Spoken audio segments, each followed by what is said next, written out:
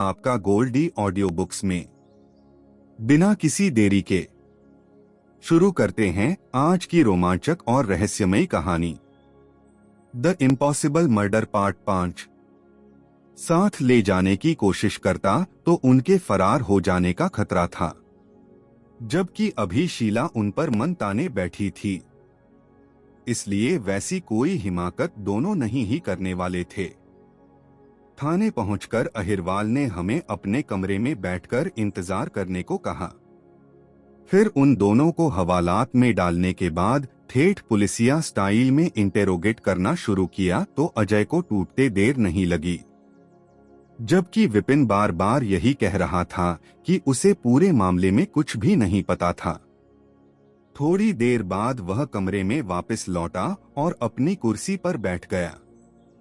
कुछ पता लगा? सब पता चल गया। हमला करने के लिए ईशान जैन ने अजय को 50,000 रुपए दिए थे, जबकि बाइक ड्राइव करने के लिए अजय ने विपिन को 5,000 रुपए दिए थे। मतलब वह सच में कुछ नहीं जानता था। हालांकि वैसा कोई अंदेशा मुझे पहले से था, मगर आदित्य अहिरवाल के मुंह से उस बात की पुष्टि होता देखकर चौंके बिना नहीं रह पाया। फिर कुछ सोचते हुए मैंने सवाल किया, सिर्फ नाम बताया है ईशान जैन का या उसे पहचानता भी है?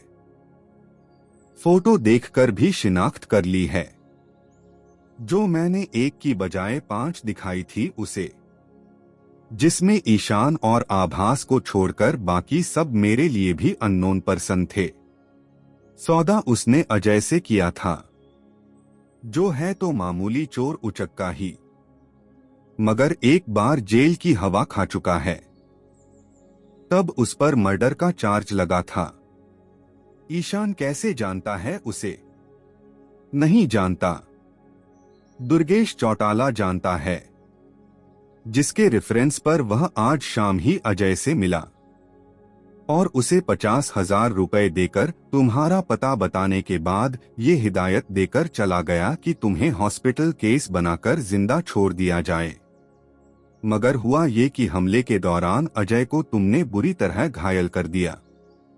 उसके सिर में 8 टाके आए हैं और खून इतनी तेजी से बहना शुरू हुआ था कि उसे वहां से निकल जाने में ही अपनी भलाई नजर आई, वरना तो तुम्हारे हाथ पांव तोड़कर ही वापस लौटा होता। उससे ईशान को क्या हासिल हो जाता? तुम हॉस्पिटल पहुंच जाते तो जांच भी जहां की तहां धरी रह जाती। और क्या होता? फिर जिस तरह की बातें तुम उससे करके आए थे, उन्हें सुनकर वह कातिल नहीं भी होता तो उसने बौखला ही उठना था। अरे कभी न कभी तो मैं चलने फिरने के काबिल हो ही जाता। क्या पता कब होते। और कहीं कोई हड्डी वगैरह टूट जाती तो कम से कम भी महीने भर के लिए तुम बिस्तर का मोहताज बनकर रहा। समझ लो ईशान वही चाहता था। उसने ये सोचकर भी तो हमला करवाया हो सकता है। इंस्पेक्टर साहब, शीला बोली कि विक्रांत डरकर केस से अपने हाथ वापस खींच लेंगे। हो सकता है, बल्कि ये बात ज्यादा तर्कसंगत लगती है। इसका मतलब तो ये हुआ कि मैं सही राह पर हूँ। बेशक हो, वरना ईशान इतना भयभीत नहीं हो जाता कि तुम पर हमला करने के लिए गुंडे भेज देता। कहकर उसने पूछा, अब ये बताओ कि आगे क्या करना है? क्योंकि तुम्हारी कंप्लेन पर ईशान को गिरफ्तार कर लेना कोई बड़ी बात नहीं होगी मेरे लिए। नहीं, वैसा करने की कोई जरूरत नहीं है। वजह? मैं मुंह से नहीं भटकना चाहता। ऊपर से वह गिरफ्तार हो गया तो शायद हम उसके खिलाफ कोई एविडेंस भी न हासिल कर पाएं। बाहर रहेगा तो बौखलाहट में आकर आज जैसा कोई कदम दोबारा उठा सकता है। तब तक इंतजार करो। गिरफ्तार हुए दोनों लड़कों पर क्या केस कैसे बनेगा? अभी मत बनाओ, बस उनकी लिखित स्टेटमेंट लेकर छोड़ दो। ये कहकर कि जरूरत पड़ने पर वे लोग ईशान के खिलाफ गवाही देने को तैयार रहें। दोनों फरार हो जाएंगे। और बाद में हम उन्हें किसी तरह गिरफ्तार करने में कामयाब हो भी गए, तो सवाल ये उठेगा कि पहले छोड़ क्यों दिया था। ऑफिशियल स्टेटमेंट मत लो, लेकिन उनका किया धरा और ईशान का नाम जरूर दर्ज करवा लो। चाहो तो उनके बयान की वीडियो रिकॉर्डिंग करने के बाद उन्हें ये विश्वास दिलाकर छोड़ दो कि अगर वो दोनों तुमसे बाहर नहीं गए तो उनका कुछ भी नहीं बिगड़ेगा। कहने का मतलब है कुछ भी करो, कोई भी पैंतरा आजमाओ, लेकिन ऐसा इंतजाम कर दो कि दोनों फरार होने की बात भूल जाएं। खास तौर से अजय, क्योंकि आगे चलकर मुझे उसका एक खास रोल दिखाई दे रहा है। ठीक है, समझ तो हो गया, थैंक यू। लेकिन तुम्हारा ये रवैया मेरी समझ से बाहर है। कोई किसी को एक थप्पड़ भी मार देता है तो सामने वाला यही कामना करता है कि उस शख्स को फांसी के फंदे पर लटका दिया जाए।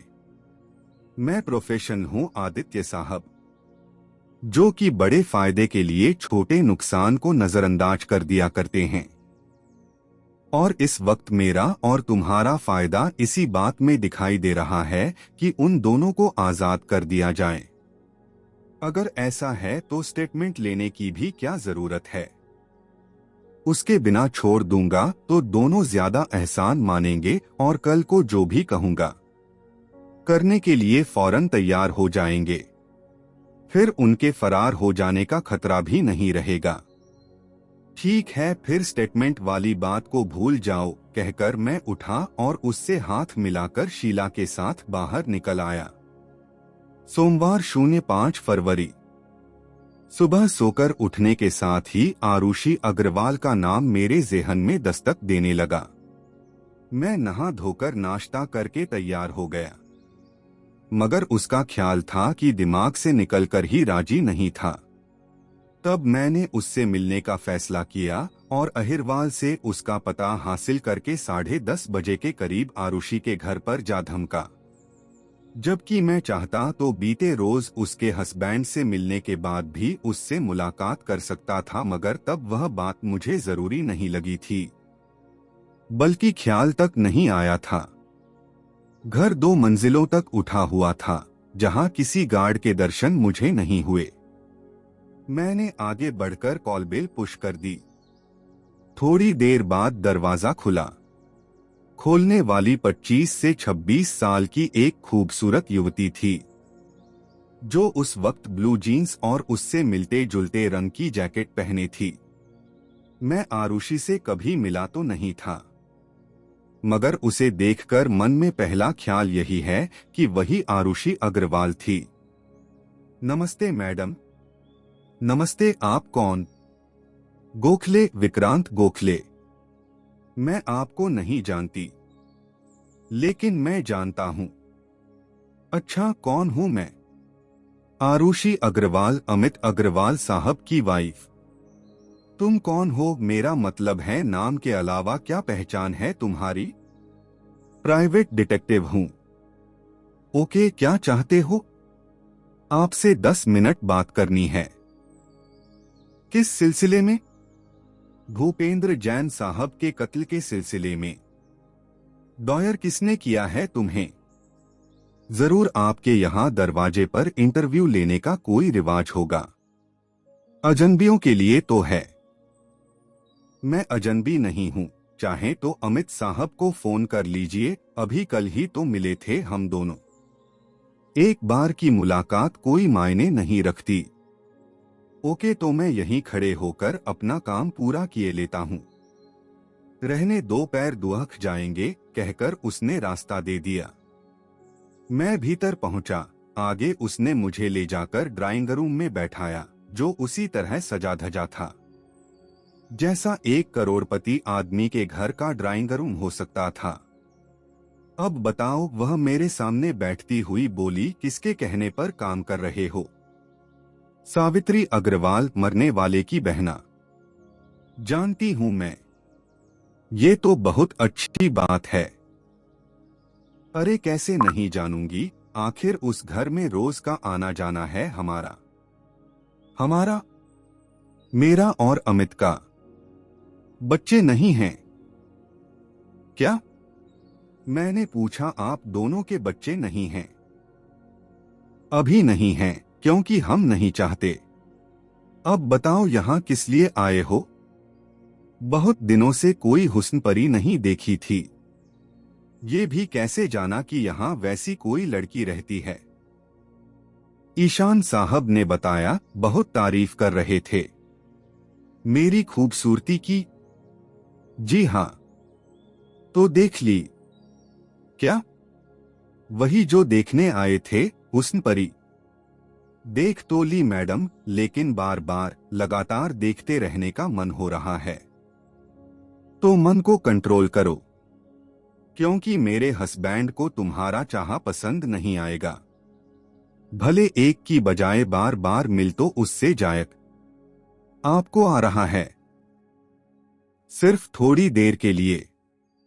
मगर जब तुम सिर पर ही बैठ जाओगे तो नहीं आएगा। इसलिए वो पूछो जिसके लिए यहाँ आए हो। मेहमान को चाय कॉफी पूछने का भी रिवाज नहीं होगा आपके यहाँ, है ना? बाहर साथ जोर इस बात पर था कि मैं तुम्हें जाना पहचाना मान लूं, और अब खुद को मेहमान साबित करने पर तुल गए। ये सिलसिला कहाँ तक चलेगा मिस्टर गोखले? जहां तक आपकी इजाजत होगी। सॉरी, मैं तुम्हें अपना मेहमान तस्लीम नहीं कर सकती, इसलिए चाय कॉफी भी नहीं पूछने वाली। मतलब जिस काम से आए हो उसे पूरा करो और अपनी राह लो। ठीक है, आप कह रही हैं तो सीधा मुद्दे की ही बात करता हूं। That's good. आपके हस्बैंड ने भूपेंद्र जैन साहब से 20 करोड़ रुपए उधार लिए थे, है ना? हाँ लिए थे, लेकिन उसका जिक्र क्यों, जबकि वह पैसे बहुत पहले ही अमित ने वापस लौटा दिए थे? मुझे पता लगा है मैडम कि अभी बस 5 करोड़ ही वापस किए हैं। ये तुमसे किसने कहा? ईशान ने। नहीं, फिर? आभास जैन ने बताया। उन्हें जानकारी नहीं होगी। वैसे भी वो रकम भूपेंद्र अंकल ने अपने पल्ले से दी थी, जाकि कंपनी के अकाउंट से। वापस भी अपने ही अकाउंट में लिया था। इसलिए हो सकता है छोटे भाई को उस बारे में बताना भूल गए हों। ये भी हो सकता है कि उन्हें उस बारे में बताना जरूरी ही नहीं समझा हो। बिल्कुल हो सकता है। अच्छा ये बताइए कि 31 दिसंबर की रात आप पार्टी छोड़कर छत पर क्यों चली गई थीं? कहते हुए मैंने उसकी आंखों में झांका। गई थी न? हाँ गई थी। वजह जान सकता हूँ? खामख्वाह। किस लिए गई थी मैडम? मैं अपनी बात पर जोर देता हुआ बोला। वह भी सर्दी के मौसम में। ऐसा तो शायद ही कोई करता होगा। नशे में थी। पता नहीं क्या धुन सवार हुई कि सीढ़ियां चढ़ती चली गई। फिर छत पर पहुंच गई तो वापस लौटने की हिम्मत ही नहीं बची। वो तो बाद में ईशान मुझे खोजता हुआ ऊपर पहुंच गया, वरना मैं जाने कब तक वहां ठंड में पड़ी रहती। आपने किसी को फोन करके क्यों नहीं बुला लिया? क्योंकि मोबाइल नीचे छोड़ आई थी। और अगली सुबह आप जो बेहोश हो गई थीं, उसकी क्या वजह थी? मालूम नहीं। मुझे लगता है बस गहरी नींद में थी, जिसे डॉक्टर ने बेहोशी समझ लिया। वैसे भी पूरी रात जगा रहने के बाद जब इंसान सोता है तो उसके होशो हवास गुम हो ही जाते हैं। सोने से पहले कोई खास बात नोट की थी आपने? कैसी खास बात? कुछ भी। जवाब इस बात को ध्यान में रखते हुए दीजिएगा कि अगली सुबह जैन साहब अपने कमरे में मृत पाए गए थे। नहीं, मैंने ऐसा कुछ नोट नहीं किया। कोई कहता है मरने वाला आपके हस्बैंड पर उधारी वापस लौटाने का दबाव बना रहा था। मैंने सरासर झूठ का सहारा लिया। अरे कौन सी उधारी? जो रकम वह पहले ही वापस लौटा चुका था। उसके लिए अंकल दबाव कैसे बना सकते थे? यकीन न हो तो कहो, अभी ईशान से बात करवा देती हूँ तुम्हारी। जहां रहने दीजिए, आप झूठ थोड़े ही बोलेंगी। वही तो। फिर मान लो अगर अमित ने पैसे वापस नहीं भी लौटाए होते तो क्या वह जैन साहब का कत्ल करके उधारी चुकाने से बच जाता? क्या उन पैसों की वसूली ईशान या आभास नहीं करते? उसी वक्त मेरा मोबाइल रिंग होने लगा। कॉल आदित्य अहिरवाल की थी, जिसे नजरअंदाज करना मैंने ठीक नहीं समझा। एक्सक्यूज मी कहकर मैंने कॉल अटेंड करके हेलो कहा। विक्रांत, हमने उस होटल का पता लगा लिया है जहां 28 तारीख की शाम शॉपिंग के बहाने घर से निकले ईशान और आरुषि रंगरेलिया मनाने पहुंचे थे। वहां की सीसीटीवी फुटेज भी अब हमारे कब्जे में है, जिसमें वो दोनों एक कमरे में जाते साफ दिखाई दे रहे हैं। रुके भी पूरे घंटा भर थे वहां, और कमरा Mr and Mrs Ishan Jain के नाम से बुक करवाया गया था। रूम नंबर क्या था? 304, third floor, Radisson hotel, greater Noida. Thank you, मैं बाद में फोन करता हूं तुम्हें कहकर कॉल डिस्कनेक्ट करते हुए मैंने आरुषि की तरफ देखा। आप कुछ कह रही थी मैडम? सॉरी, फोन आ जाने के कारण मैं ढंग से नहीं सुन पाया था। मैं ये कह रही थी कि कत्ल उधारी के कारण नहीं किया गया हो सकता, क्योंकि वह तो बाद में ईशान और आभास ने भी वसूल करके रहना था। यानी तुम अगर अमित पर कोई शक कर रहे हो तो बेकार कर रहे हो। जहां मैडम, शक तो मैं एकदम सही कर रहा हूं। हाँ, कत्ल वाकई में उन्होंने किया था या नहीं उस बात की गारंटी अभी नहीं कर सकता कहकर मैंने वो बम फोड़ा जिसने उसे हिलाकर रख दिया। 28 दिसंबर, hotel Radisson, greater Noida, room number 304। कुछ याद आया मैडम? सुनकर उसका चेहरा एकदम से फक पड़ गया। मगर इतनी आसानी से भला अपना गुनाह कौन कबूल करता है? उसने भी वही किया। नहीं, मैं ऐसे किसी होटल से वाकिफ नहीं हूं। ऐसी बात पर झूठ बोलने का भी क्या फायदा मैडम, जिसके बारे में पुलिस तक को पता लग चुका हो। आपकी तसल्ली के लिए बता दूं कि ईशान और आपकी 28 तारीख वाली उस विजिट के बारे में मुझे अभी अभी अटेंड की गई कॉल से पता चला है, जो केस के in charge sub inspector Aditya Ahirwal ने किया था मुझे। ऐसे में आप जितना झूठ बोलेंगी, आपका भंडा उतने ही जोर की आवाज करता हुआ फूटेगा। जबकि सच कबूल कर लेंगी तो हो सकता है मैं पुलिस को इस बात के लिए कम्बिस कर लूं कि पूरे मामले में आपके अफेयर का जिक्र सामने न आने दिया जाए। का कहना क्या चाहते हो? वह बौखलाई सी बोली।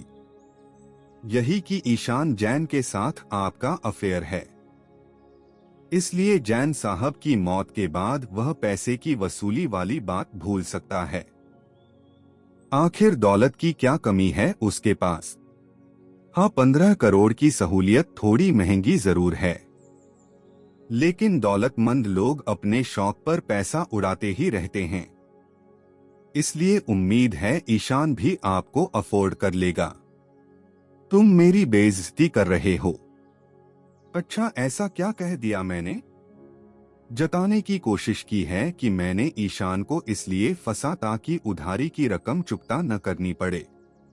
मगर जरा सोचकर देखो कि अगर सच में ऐसा है, मतलब अमित ने भूपेंद्र अंकल को उधारी से बचने के लिए कत्ल कर दिया था, तो इसका मतलब तो ये बनता है कि उसे मेरे अफेयर की खबर है। अच्छा, नहीं है? सवाल ही नहीं उठता।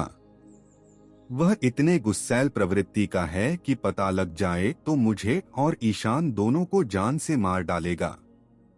चलिए, कम से कम आपने ईशान के साथ अपने संबंधों की बात तो कबूल की। अब उसका ढिंढोरा मत पीट देना प्लीज। खातिर जमा रखिए। 2 और लोगों के कत्ल की वजह मैं नहीं बनने वाला। हाँ, जैन साहब के कत्ल में आपके अफेयर का कोई रोल निकल आया तो मजबूरी होगी। नहीं, उससे अंकल की हत्या का कोई लेना देना नहीं है। फिर अभी ये साबित कहाँ हुआ है कि उनका कत्ल ही हुआ था? मैंने तो सुना है पुलिस ये तक नहीं पता लगा पाई कि वह मरे तो आखिर मेरे कैसे। उस बारे में तो बस पता लगा ही समझिए मैडम। ठीक है, लग जाए, मुझे क्या फर्क पड़ता है। तुम बस ईशान के साथ मेरे संबंधों की बात गोल कर जाना प्लीज। और पुलिस को उस बारे में अगर वाकई पता है तो किसी तरह उनका भी मुंह बंद करो। बदले में तुम जितना पैसा कहोगे मैं देने को तैयार हूं। हर ऑफिसर बिकाऊ नहीं होता मैडम। होता है, बस कीमत कम और ज्यादा होती है। चलिए कहीं सही, लेकिन आपका भला बस इसी बात में है कि कातिल कोई और निकल आए। फिर आपके अफेयर को सामने ताने की कोई जरूरत ही नहीं पड़ेगी। इसलिए ईमानदारी से बताइए कि क्या उस रात आपने कुछ भी ऐसा देखा था जो आपको अजीब लगा हो, जो नहीं होना चाहिए था मगर होकर रहा था, या जिसके होने का कोई मतलब आपकी समझ में उस वक्त न आया हो? नहीं, वैसे भी 31 की रात मैंने बहुत पी रखी थी और करीब करीब पूरे वक्त डांस ही करती रही थी, इसलिए बारीक बातों को नोट कर पाने की स्थिति में नहीं थी। यही बता दीजिए कि उस रात 3 बजे के करीब जब जैन साहब पार्टी से उठकर अपने कमरे में सोने के लिए चले गए तो उसके बाद क्या हुआ? मैं उससे पहले ही गेस्ट रूम में जा चुकी थी। दूसरों की बातों से ही कुछ जान लिया हो? हाँ जानती हूँ, अमित ने बताया था। क्या? यही कि अंकल के ऊपर चले जाने के बाद 30 से 45 मिनट में पार्टी खत्म हो गई थी और सब अपने अपने कमरों में चले गए। पहले बुआ जी गईं, फिर अमित गेस्ट रूम में आ गया। उसके थोड़ी देर बाद मैं पानी पीने के लिए बाहर निकलती तो पाया नौकर वहां की साफ सफाई में जुटे हुए थे। मैंने लखनिया से पानी की बोतल मंगवाई, फिर वापस कमरे में चली गई और आगे ऐसी नींद के हवाले हुई कि कुछ होश ही नहीं रहा। हाँ, एक बात और याद आ रही है। क्या? बीच में किसी वक्त मैं बाथरूम गई थी तो वहां कोहरा सा फैला हुआ था, मतलब ढंग से कुछ दिखाई नहीं दे रहा था, मगर मैं नींद में थी इसलिए ज्यादा ध्यान नहीं दिया उस बात पर। कोहरा या धुआं नहीं बता सकती। वापसी में आपने बाथरूम का दरवाजा बंद किया था या नहीं? पक्का नहीं पता, शायद नहीं किया था। उसके बाद आपकी नींद तभी खुली जब डॉक्टर बुला लिया गया, है ना? लगता तो यही है, लेकिन मुझे कुछ और भी याद आ रहा है, जो पता नहीं मैंने सपने में देखा था या सच में। मतलब पक्का नहीं कह सकती। क्या देखा था? मैं एक बार और गेस्ट रूम से बाहर निकलती थी, शायद बाथरूम जाने से पहले की बात है। तब मुझे ईशान दिखाई दिया। वह किसी थैले के साथ बाहर से वापस लौट रहा था। रेनकोट पहने था और हाथ में छाता भी लिए हुए था। तब तक सारे नौकर ड्राइंग रूम से जा चुके थे। जैसे आपने ईशान साहब को देखा वैसे ही क्या ईशान साहब ने भी आपको देखा था? नहीं, क्योंकि भीतर दाखिल होकर वह सीधा सीढ़ियां चढ़ गया था। तब वक्त कितना हुआ था? नहीं जानती। थोड़ी देर के लिए मान लीजिए कि वह सपना नहीं था। तो इतनी रात गए कमरे से बाहर निकलने की कोई न कोई वजह तो जरूर रही होगी। जैसे आपने कोई आहट सुनी हो या जोर की कोई आवाज, मतलब कुछ भी जो आपको याद रह गया हो। घुटन सी महसूस हो रही थी, जो अगर सपने में ही नहीं हुई थी तो शायद उसी कारण दरवाजा खोलकर थोड़ी देर के लिए बाहर निकल गई थी मैं। अब तो लगता है सपना ही था वह। मुझे भी ज्यादा यकीन उसी बात पर है। बल्कि वॉशरूम के अंदर मैंने जो धुंध देखी थी, हो सकता है वह भी सपने में ही देखी हो, वरना घर के भीतर फॉग का क्या काम। ठीक कहती हैं आप। अच्छा ये बताइए कि जैन साहब का कत्ल किसने किया हो सकता है? मुझे क्या मालूम मैडम, आप उस रात वहां थीं, बल्कि कई दिनों से वहां थीं। ऐसे में कोई खास बात देखी सुनी हो सकती, इसलिए दिमाग पर जोर डालकर जवाब दीजिए। क्या पता कुछ याद आ ही जाए। एक नौकर को नौकरी से निकाले जाने की खबर तो तुम्हें होगी ही। जी हाँ है। मैं जब भी अंकल के कत्ल की घटना पर दिमाग खपाती हूँ, मेरा ध्यान बार बार उसी की तरफ चला जाता है। फिर मैं ये सोचने लगती हूँ कि कहीं उसी ने तो नहीं मार डाला उन्हें, सिर्फ इतनी सी बात के लिए कि जैन साहब ने उसे निकाल बाहर किया था। नहीं, कम से कम सौरभ यादव के लिए तो वह इतनी सी बात नहीं थी, क्योंकि अंकल का सबसे विश्वासपात्र नौकर था वह। बाहर भीतर की खरीदारी भी वही किया करता था। ऐसा शख्स मालिक के अचानक बदले तेवरों पर बुरी तरह तड़प कर रह गया होगा। किस लिए? जैन साहब ने खामख्वाह तो उसे काम से नहीं निकाल दिया होगा। मतलब कोई न कोई गलती उसने जरूर की थी, और अगर गलती की थी तो उसके लिए मालिक से क्या खुंदक खाना। ये सोचकर कि वह उसकी गलती माफ भी तो कर सकते थे, जो कि उन्होंने नहीं किया। उसकी सालों की स्वामी भक्ति की भी लाज नहीं रखी थी। ऐसे में उसे गुस्सा तो आना ही था, और उसी गुस्से में जाकर उसने जैन साहब को खत्म कर दिया। क्या बड़ी बात है? बड़ी बात है मैडम, क्योंकि सौरभ यादव का कत्ल किया जा चुका है। वॉट? उसके मुंह से सिसकारी सी निकल गई। ये सच है, और हत्या भी जैन साहब वाले पैटर्न पर ही की गई थी। कमाल है, उसके साथ भला किसी की क्या दुश्मनी हो सकती है? नहीं पता। कहीं ऐसा तो नहीं है विक्रांत की छोड़ो जाने दो, मैं भी खामख्वाह की कल्पनाएं करने लगती हूँ। प्लीज बताइए आप क्या कहने जा रही थीं? बेवजह की बात जिसका कोई आधार नहीं है। फिर तो जरूर बताइए। ठीक है सुनो, मैं ये सोच रही थी कि कहीं ऐसा तो नहीं है कि सौरभ यादव ने भूपेंद्र अंकल को खत्म किया था। ये बात परिवार के किसी सदस्य को मालूम पड़ गई, और उसने बदले की नीयत से सौरभ को खत्म कर दिया। किसने? दोनों बेटों में से किसी एक ने, या बुआ जी ने? वह भला ऐसा क्यों करेंगी? क्योंकि अपने भाई से बहुत मोहब्बत थी उन्हें, इतनी ज्यादा कि अगर उन्हें अंकल के कातिल का पता लग गया था तो उसकी जान ले सकती थीं। आपको ये सब किसी औरत का किया धरा लगता है। अगर पहला कत्ल सौरभ ने किया था तो दूसरा यानी सौरभ का कत्ल बुआ जी कर बराबर सकती थीं। चाहे किया हो या न किया हो, वह काम दोनों भाइयों में से दी किसी का क्यों नहीं हो सकता? क्योंकि बिजनेसमैन हैं। उन्हें अंकल के कातिल का पता लग जाता तो पुलिस को खबर करते ना कि अपना बदला खुद चुकाने के लिए निकल जाते। लेकिन सावित्री जी वैसा कर सकती थीं, क्योंकि उनकी फितरत ही कातिलाना है ना? सुनकर वह हंस पड़ी। फिर बोली, फितरत जा सही, उनकी आंखों तो यकीनन कातिलाना ही हैं।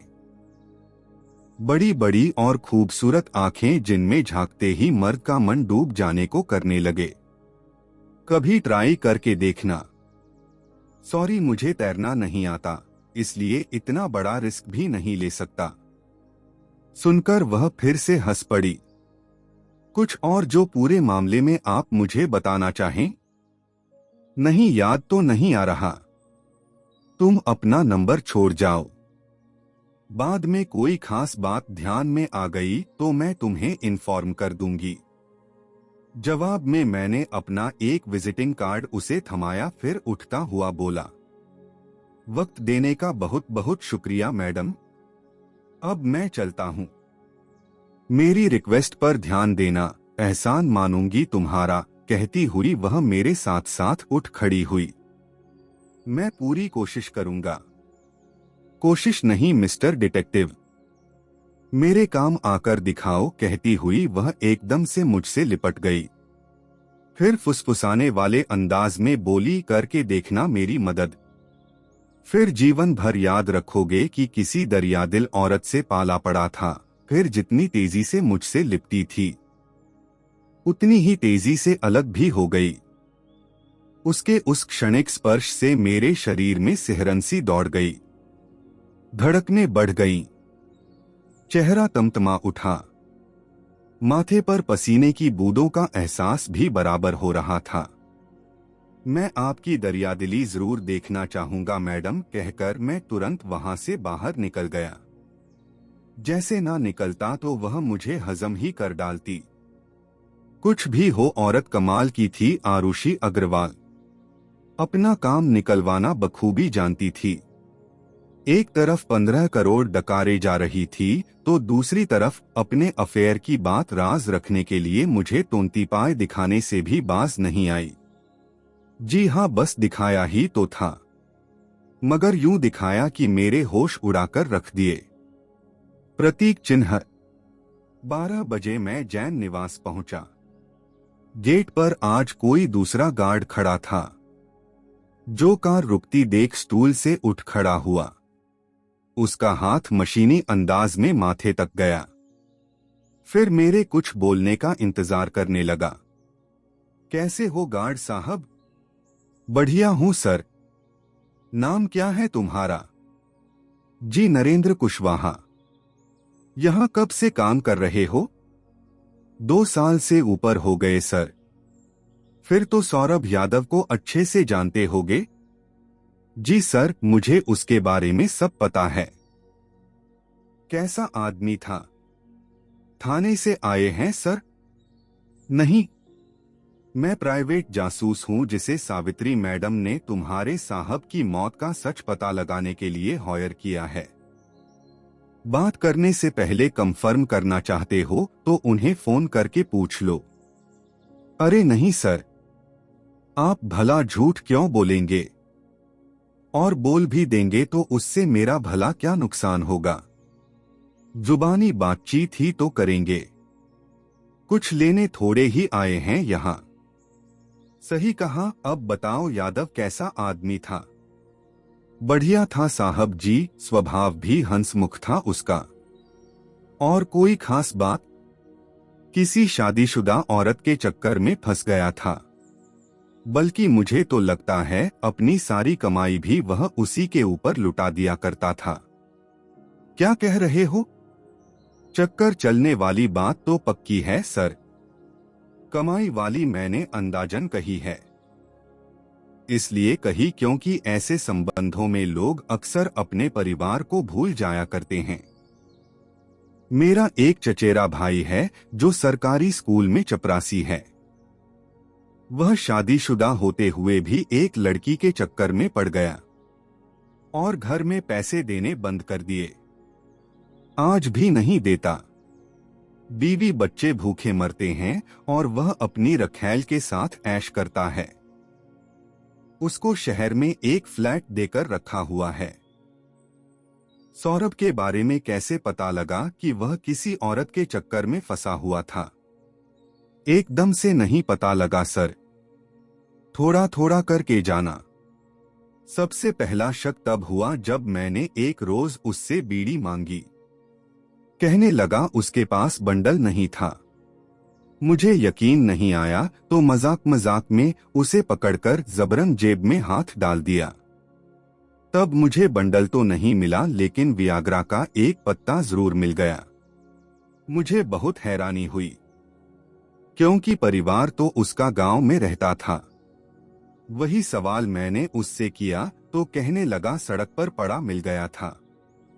इसलिए ये सोचकर उठा लिया कि 5 गोलियों का नया पत्ता था। किसी मेडिकल स्टोर पर बेच देगा तो जाका। ये कैसे पता कि वह वियाग्रा की ही गोलियां थीं? सौरभ ने बताया। नहीं साहब, वह तो उसे विटामिन बता रहा था, लेकिन उनका आकार दिल के जैसा था, जिसके कारण मुझे शक हो गया। तब मैंने उसका नाम पढ़ा और मोबाइल पर सर्च मारा तो सारी सच्चाई सामने आ गई। और दोबारा कब शक हुआ? एक रोज ईशान साहब की दवाई लेने मैं मेडिकल स्टोर पर पहुंचा तो वहां यादव को खड़ा पाया। तब मैं यूं ही चुपके से उसके पीछे जाकर खड़ा हो गया। पता लगा वह वियाग्रा खरीदने वहां पहुंचा था। उसके बाद भी कभी कुछ देखा या सुना हो? क्रिसमस वाले दिन मैंने उसे रंगे हाथों वैसी एक गोली गटकते देख लिया था। पूछा तो कहने लगा कि इसका इस्तेमाल अपनी मर्दानगी बचाए रखने के लिए करता है, क्योंकि साल में एक बार ही सही गांव तो जाता ही है। लेकिन मुझे यकीन नहीं आया। तब मैंने उससे खोद खोद कर सवाल करना शुरू कर दिया, अपनी दोस्ती का भी वास्ता दिया। तब जाकर यादव ने मुझे बताया कि उसका एक शादीशुदा औरत के साथ चक्कर चल गया था। अगर चक्कर चल भी गया था तो वियाग्रा की गोली इस घर में बैठकर गटकने की क्या जरूरत थी उसे? पता नहीं साहब, उसकी माया वही जाने, क्योंकि बाहर तो उस रोज गया ही नहीं था वह। ये नहीं बताया कि वह औरत कौन थी। सिर्फ इतना बताया था कि वह भी उसी की तरह किसी घर में नौकर थी, मगर नाम या घर के बारे में बताने से साफ इनकार कर दिया। बोला उसकी इज्जत का सवाल था। सुनकर मेरा ध्यान बरबस ही लावण्या की तरफ चला गया। कहीं वह औरत इसी घर में तो नौकर नहीं है गार्ड साहब? तभी उसने गोली भी यहीं गटक ली थी। सुनकर वह जोर से हंसा। फिर बोला, जब आंखों से कुछ देखा ही नहीं है साहब तो क्या कहूं? बाकी शक तो मुझे भी हुआ था। किस पर? जाने दीजिए न सर, उसे पता लग गया तो मेरा मुंह नोच लेगी, बहुत तेज है। लावण्या? अरे नहीं साहब, वो तो अभी बच्ची है। फिर किसी से कह तो नहीं देंगे? अरे नहीं भाई, तुम मुझसे ऐसी उम्मीद करते हो? नहीं, वो तो खैर मैं नहीं करता। तो बताओ किस पर शक गया था तुम्हारा? अमरेश की बीवी नैना पर। दोनों को कई बार अकेले में खड़े होकर खुसर फुसर करते भी देख चुका हूं। फिर इतना तो यादव ने साफ कहा था कि जिसके साथ उसका चक्कर चल रहा था वह शादीशुदा थी।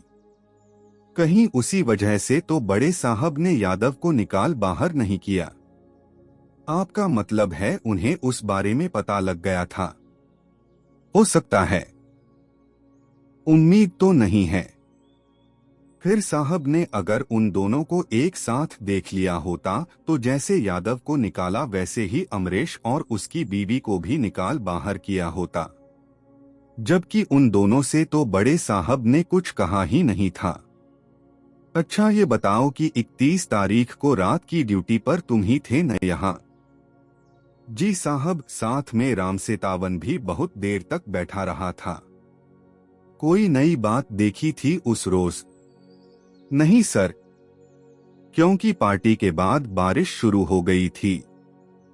तब केबिन में जा बैठा था और सुबह तो ऐसा कुछ दिखाई नहीं दिया। हाँ, एक बार आप रामसेतावन से पूछकर देख लीजिएगा।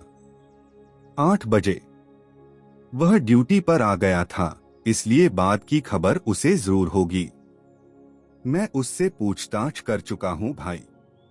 अच्छा, अब जरा सोच समझकर जवाब दो कि तुम्हारे साहब की जान किसने ली हो सकती है?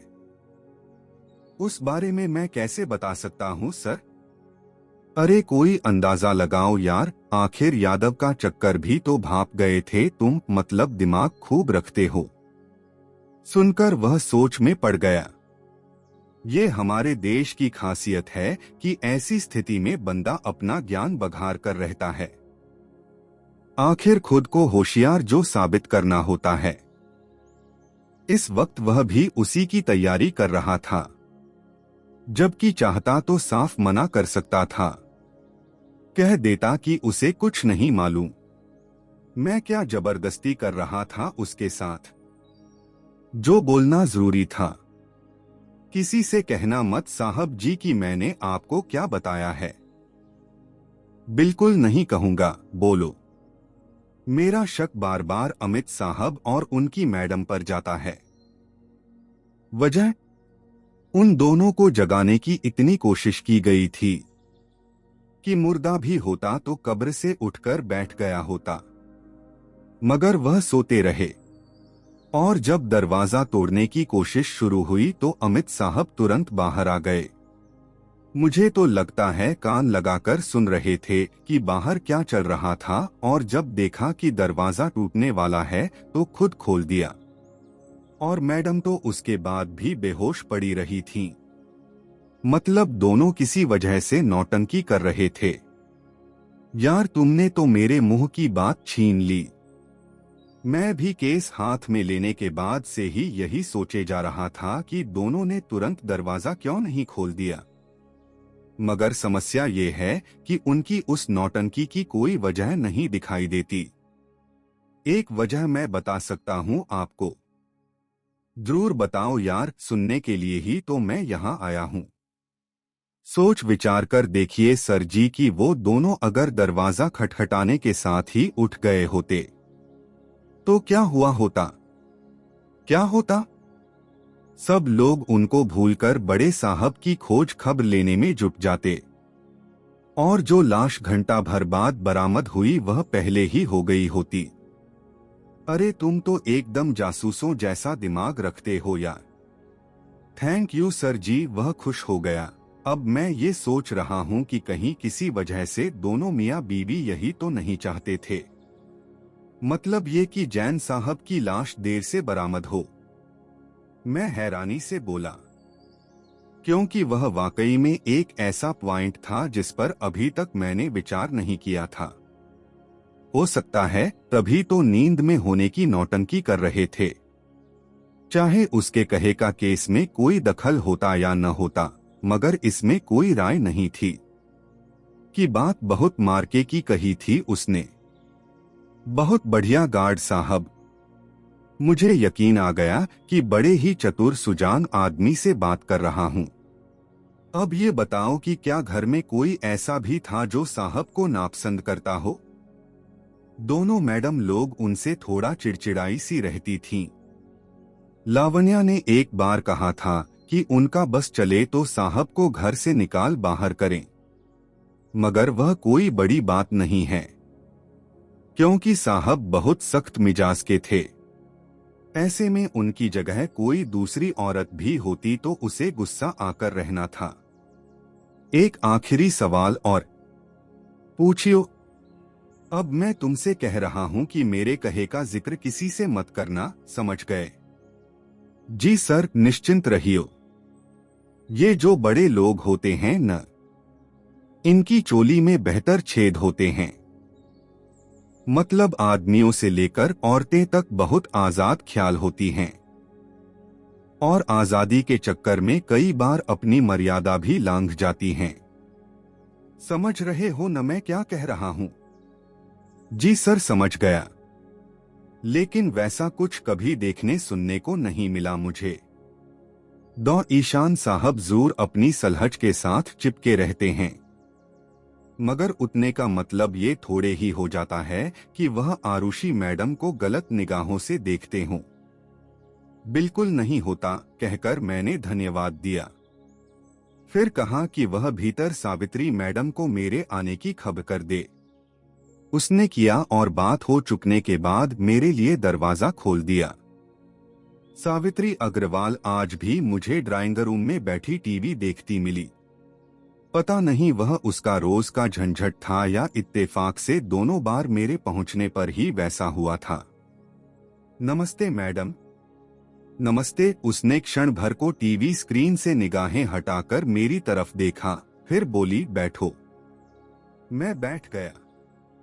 कुछ पता लगा वह बदस्तूर टीवी देखती हुई बोली, जिस पर उस घड़ी कोई सीरियल प्ले हो रहा था।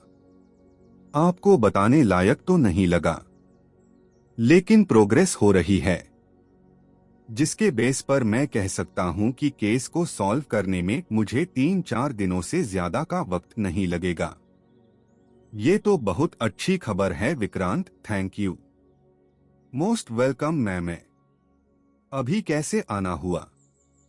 आपके भाई साहब का कमरा एक बार और देख सकता हूं?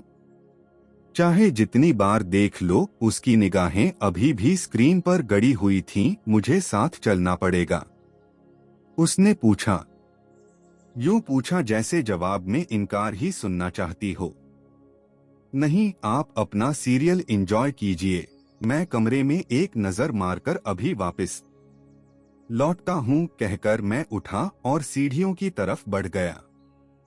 पहली मंजिल पर स्थित मृतक के कमरे के सामने पहुंचा तो दरवाजा आधा खुला दिखाई दिया।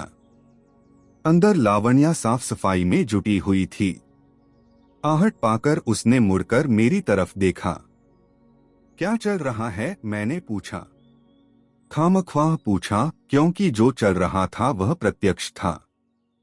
सफाई चल रही है सर, नमस्ते। नमस्ते किसी के कहने पर कर रही हो या अपनी मर्जी से? ईशान साहब बोलकर गए थे कि मैं इस कमरे को साफ कर दूं। मैट्रेस बदलने को भी कहा है, जिसके बारे में सोचकर ही मेरा दम निकला जा रहा है।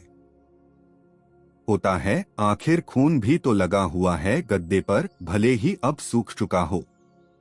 वही तो। मगर साहब से ये नहीं हुआ कि मैट्रेस बदलने का काम किसी मर्द को सौंप दें, कहकर उसने पूछा, किसी खास वजह से ऊपर आए हैं? हाँ, एक नजर वॉशरूम में डालनी थी। डाल लीजिए, तब तक मैं ठहर जाती हूँ, वरना धूल मिट्टी से आपका सूट गंदा हो जाएगा। थैंक यू, कहकर मैं वॉशरूम में जा घुसा। ध्यान से वहां लगे एग्जॉस्ट फैन का मुआयना किया, खासतौर से उसके चारों कोनों पर लगे पेचों को देखा, मगर वह मुझे जस भी डिस्टर्ब नहीं दिखाई दिए। मैंने हिला डुलाकर भी देख लिया, फिर इसी निष्कर्ष पर पहुंचा कि उस फैन को छेड़ा नहीं गया था। वॉशरूम से बाहर निकलकर मैं लावण्या के सामने जा खड़ा हुआ। तुम जानती हो स्टॉम्प पेपर क्या होता है? और नहीं तो क्या, मैं क्या बच्ची हूं जो मुझे इतना भी नहीं पता होगा कि स्टॉम्प पेपर क्या होता है? या आप सोचते हैं कि नौकर अक्ल से पैदल होते हैं? नहीं, मैं ऐसा नहीं सोचता। अब जरा बड़े साहब की लाश बरामद होने वाले दिन को अपने ज़हन में ताज़ा करो और मुझे बताओ कि उस वक्त या उसके बाद तुमने घर के किसी सदस्य के पास वैसी कोई चीज देखी थी? नहीं देखी थी। याद करके बताओ। अच्छी तरह याद है, नहीं देखी थी। दरवाजा तोड़ने के बाद सबसे पहले अंदर कौन आया था? ईशान साहब, फिर उनके पीछे पीछे आभास साहब भी, मगर और किसी को भीतर नहीं आने दिया गया, क्योंकि अमित साहब कहने लगे कि पुलिस का मैटर था, इसलिए ज्यादा लोगों की आवाजाही से सबूत बिगड़ सकते थे। तुम्हें आधा लीटर का वह फ्लास्क भी याद होगा जो जैन साहब की मौत के बाद यहाँ साइड टेबल पर बड़े वाले फ्लास्क के बगल में रखा पाया गया था, जिसे घर में हर किसी ने पहचानने से इनकार कर दिया था। हाँ याद है, और इनकार तो करना ही था क्योंकि पहले कभी नहीं देखा था। जब महाराज ही नहीं पहचान पाए तो और कोई भला कैसे पहचान सकता था, इसलिए सबको यही लगा कि उसे साहब ही कहीं से खरीद लाए थे। किस लिए, जबकि एक फ्लास्क तो पहले से वहां मौजूद था। बड़े लोगों की बड़ी बातें सर, खरीदने से पहले सोचते कहाँ हैं। ये भी सही कहा तुमने, तो बड़े साहब रात में गर्म पानी पिया करते थे, है ना? नहीं नहीं, बिल्कुल नहीं। फिर कमरे में फ्लास्क का क्या काम? ठंडा पानी पीने के लिए। जरा खुलकर बताओ। गर्मी हो, सर्दी हो या बर्फ ही क्यों न पड़ रही हो, साहब हमेशा फ्रीज का ही पानी पिया करते थे, जिसके लिए डॉक्टरों ने उन्हें कई बार मना किया था। मगर उस मामले में साहब किसी की सुनने को तैयार नहीं थे। इसलिए सर्दी में भी उनके लिए 1 लीटर का थर्मस भरकर यहाँ रख दिया जाता था। कौन रखता था? मेरे यहाँ काम पकड़ने के बाद वह जिम्मेदारी मुझे सौंप दी गई थी। पहले सौरभ यादव किया करता था। यानी आखिरी बार पानी से भरा फ्लास्क तुमने 31 दिसंबर को इस कमरे में रखा था? नहीं रखा था। क्यों? क्योंकि हर कोई पार्टी में बिजी था। मैंने सोचा पार्टी से उठकर जब साहब जाने लगेंगे तो मैं थर्मस में नया पानी भरकर यहाँ रख दूंगी। मगर बाद में वह बात मेरे ध्यान से उतर गई। अगर ऐसा था तो बड़ा वाला फ्लास्क इस कमरे में कैसे पहुंच गया? जहां पहुंचा था। मतलब मैं रात को साहब के डिनर करने से पहले उसे यहां से निकाल कर ले जाती थी और धोकर ताजा पानी भरने के बाद वापस लाकर रख देती थी। मतलब 31 की रात या तो थर्मस खाली रहा होगा या फिर बीते रोज का थोड़ा बहुत पानी बचा होगा, जिससे साहब ने अपना काम चला लिया होगा।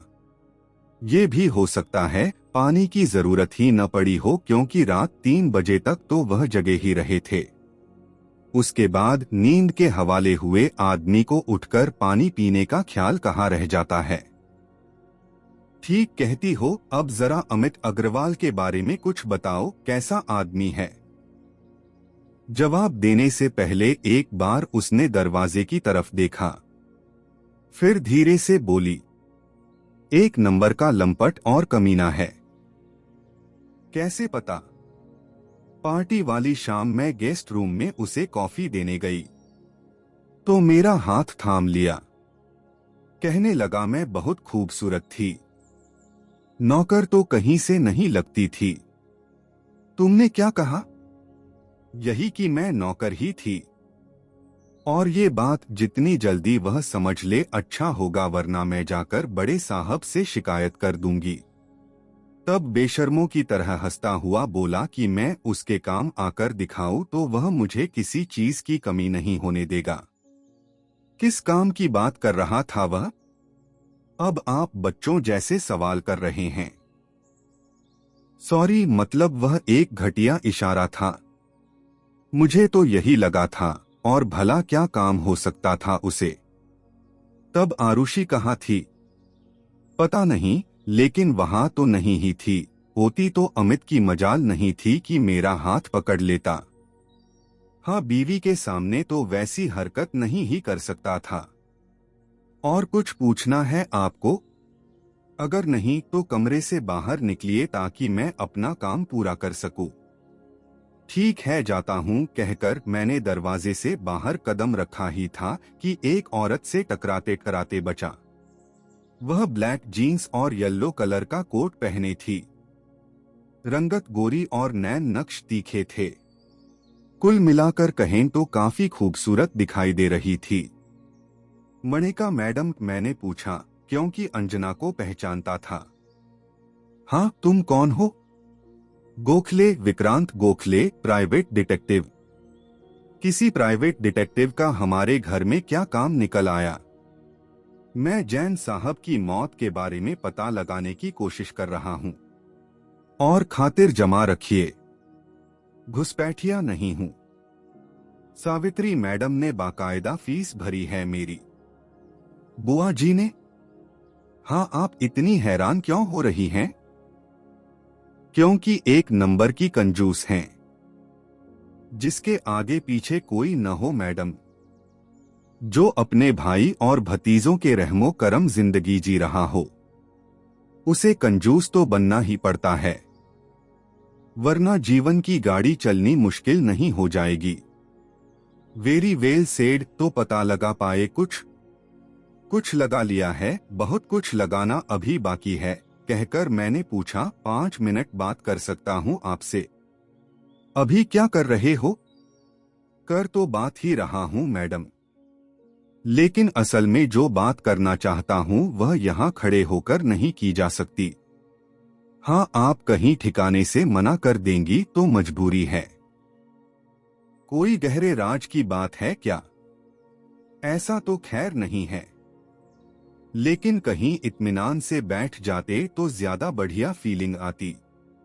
तब बातचीत का मजा भी दोगुना हो जाता, क्योंकि चाय पिलाए बिना तो आप मुझे जाने देंगी अपने घर से? बड़े खुशफहम इंसान हो। जी बचपन से ही हूं।